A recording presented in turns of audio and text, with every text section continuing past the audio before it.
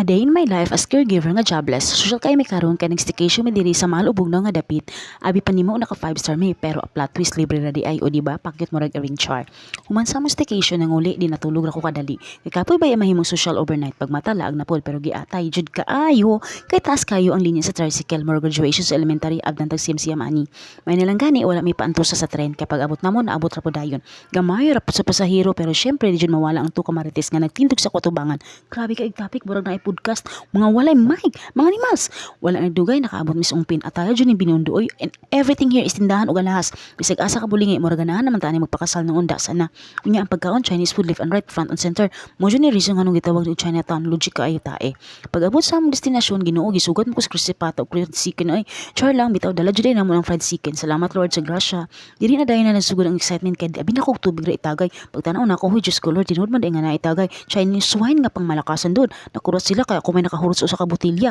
nakulangan pagani ko pero char lang ayaw kumpiyansa wala ko mahubog ha pero pag uli giwalwag na kong baba human ana akong gisuka human uso ka gigutom grabe nga violent ang transition syempre luto tag sabaw para makusgan tag balik caregiver things pagkaugma pagmata na ako nag live streaming ko sa TikTok wala ni palit as in zero kalurky so unsay solusyon nagluto kog hotdog parisan og pan ug kape solve na kaayo rich in spirit poor in cells. So mauro to mga kaday, signing up na usa inyong tita, caregiver jobless pero buhi pa og lingaw gihapon. Babush!